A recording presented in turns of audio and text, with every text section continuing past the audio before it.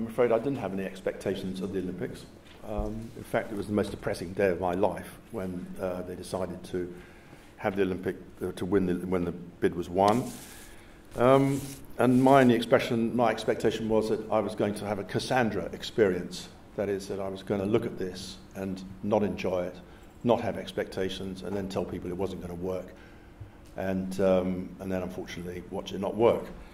And that has been basically what's happened.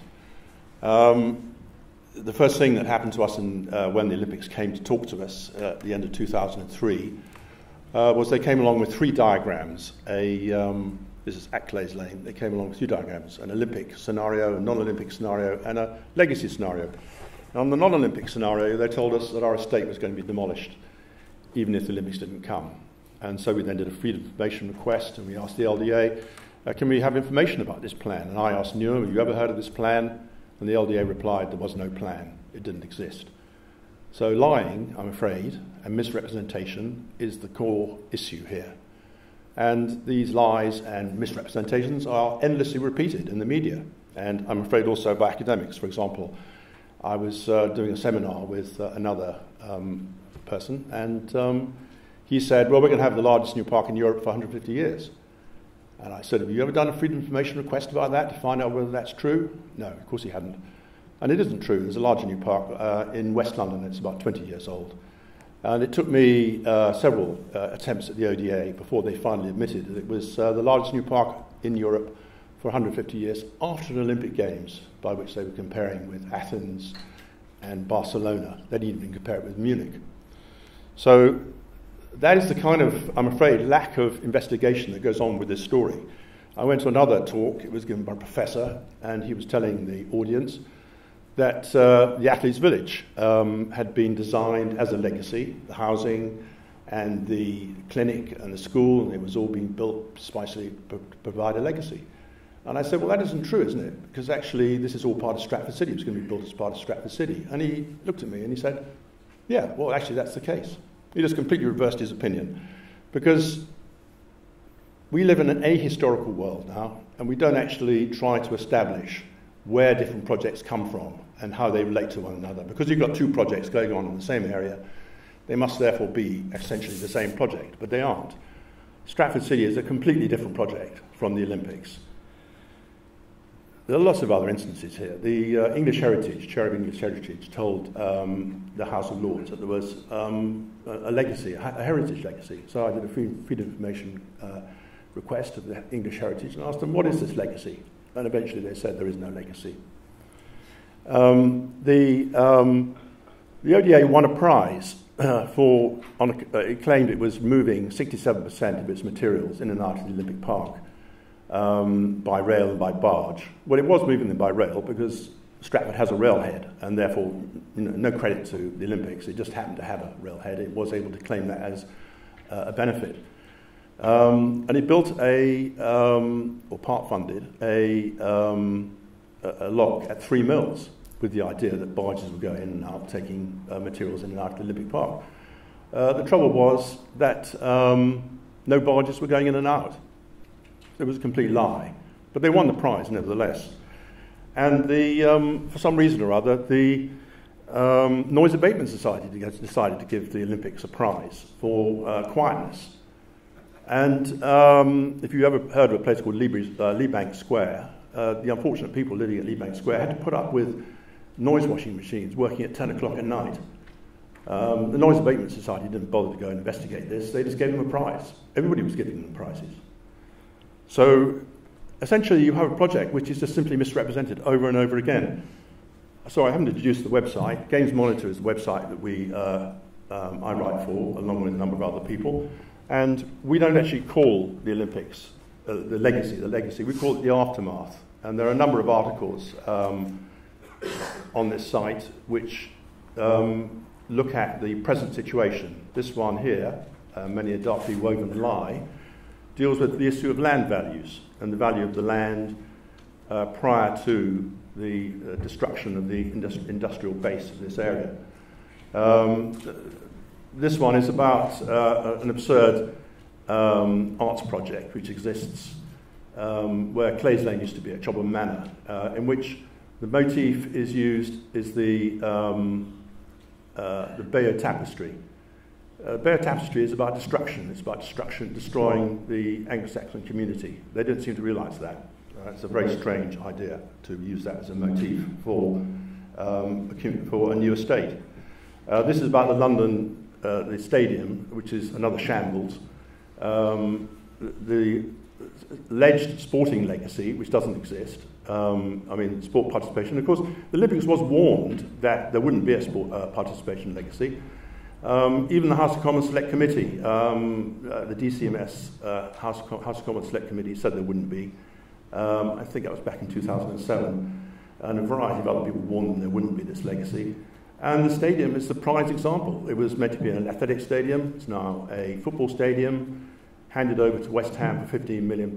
They did actually offer £100 million in about 2007. They were turned down at that point. The key issue here is that actually the reason why West Ham wanted it was because they could sell their Berlin ground for somewhere around about £70 million, so they've been absolutely killing on that. And we don't know whether they have a residual interest in this stadium, so they may be going to make even more out of it. And the stadium has this weird 2-month period when you have elite athletes running around in it. There's no community legacy at all. And the person who insisted on having this legacy, this 2-month period, was Lord Coe, because he wanted to become head of the IAF. And he had promised Lamine Diack, the corrupt head of the IAF, that he would deliver this so-called legacy. So he got the job. And Tottenham, who had offered to rebuild Crystal Palace as part of their deal for taking over the Olympic Stadium, they were turned down. And the person who's trying to demolish Crystal Palace as part of Cheyne Communications is the same Lord Coe. So here's the guy who was head of Local trying to demolish the only existing national athletic stadium. You can't really make this up. If we move on to, just to also clarify, this is an article, I think, I have to get out of this. Pardon me, I'm not brilliant at, yes.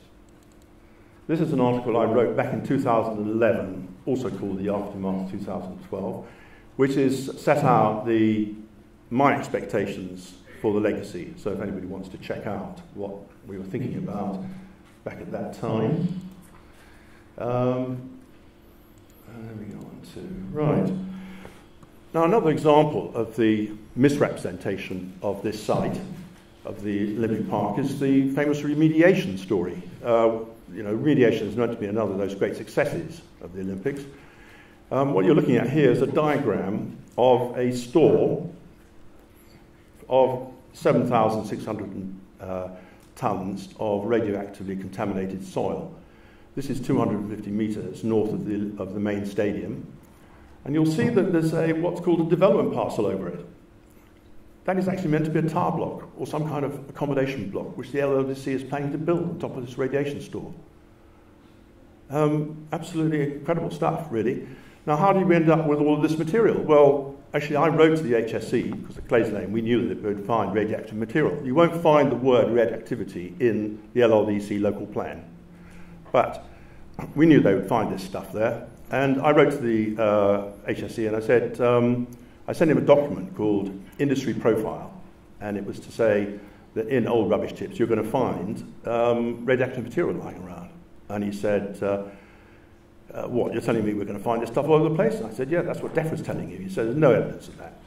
And of course, they then started finding it. And they started issuing what they called unexpected find notices, which of course should have been completely expected, because they didn't bother to do research as to what they were going to find in this place.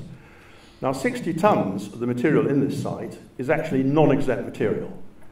And what they did was, in order to be able to put that into the same block into the same store, was they batched it all together and treated it as one batch, and then it came in underneath the exempt level.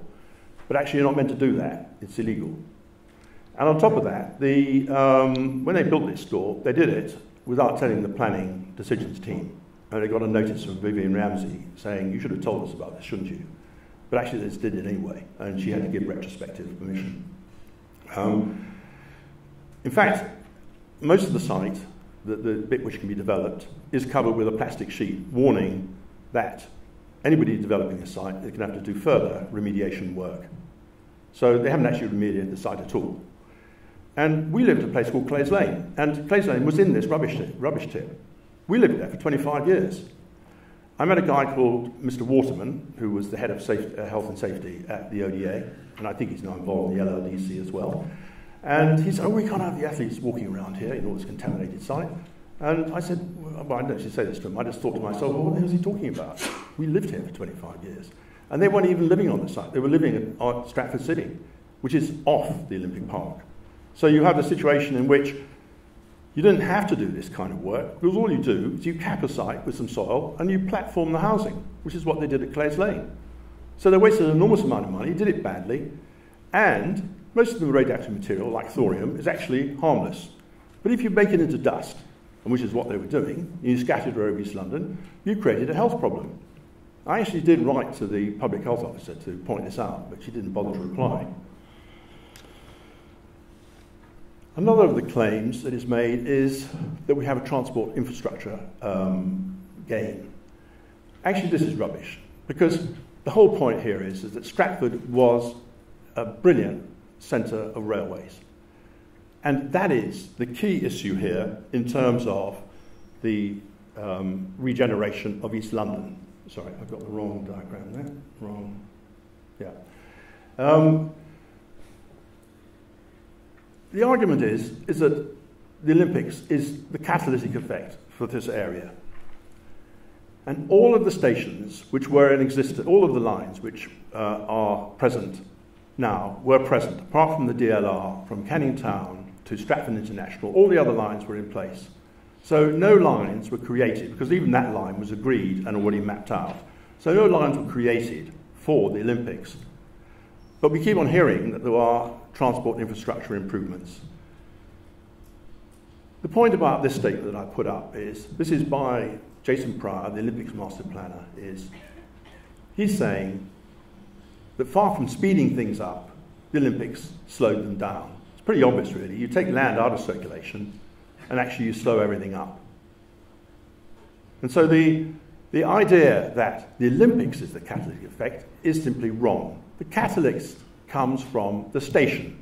The Olympics came to Stratford because of the station.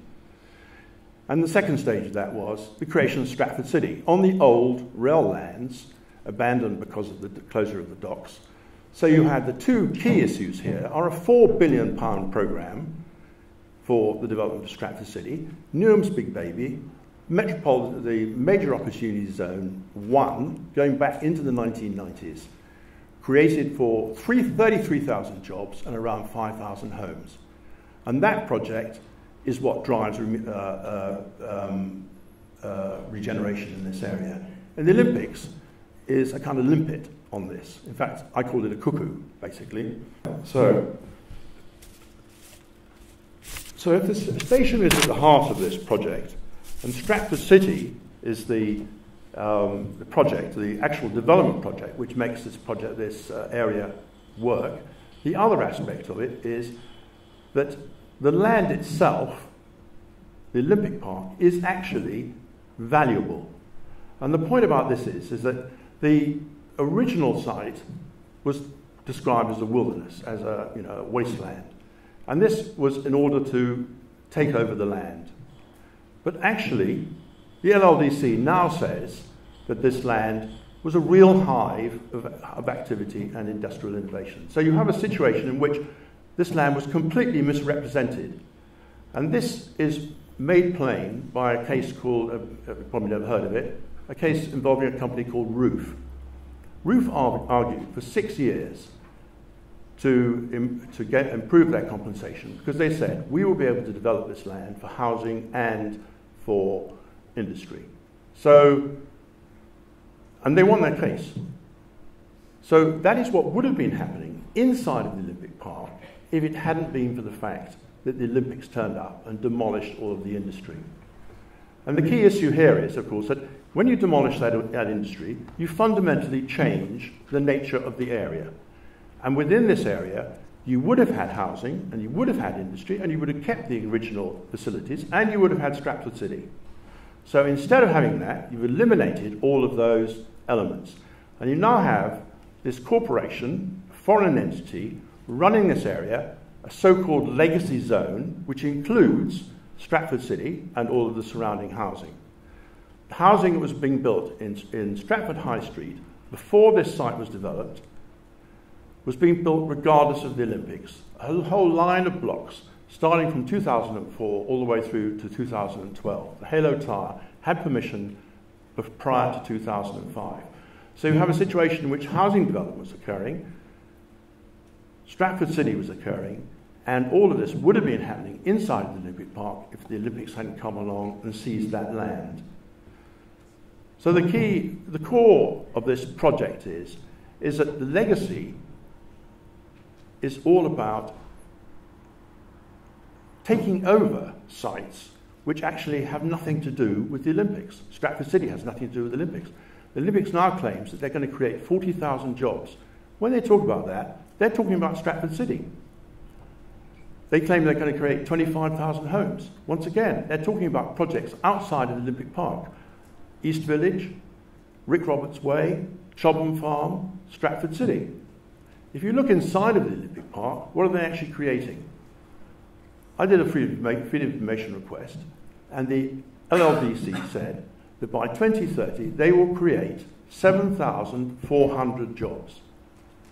Now, if you take off the in excess of 5,000 jobs that were in the Olympic Park, you actually have a legacy of under 2,500 jobs. At the moment, there are 222 jobs in Here East, which is meant to be a big project. So this includes Here East and Olympicopolis, or Cultural Quarter. That is the size of the jobs legacy. The same thing goes for housing. As it stands at the moment, again, on the basis of freedom of information requests, the Olympics is going to create 4,700 homes for the general public inside of the Olympic Park.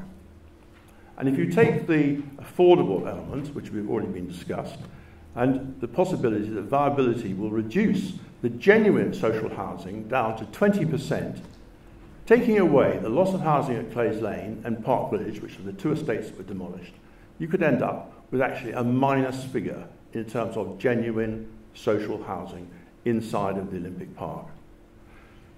This model of this development corporation, which has been imposed on this area, is now being used in other areas, like, for example, Old Oak Common. Exactly the same model. So this idea that you have a successful project in East London and is now being exported to other places is simply false. You have a whole variety of false claims to support a project and a model of development which isn't working and which has not produced the results. And this was entirely predictable because actually back in 2002, the government, the Cabinet Office, helped to produce a report called Game Plan. And this report was signed by Tony Blair. And if I can find it.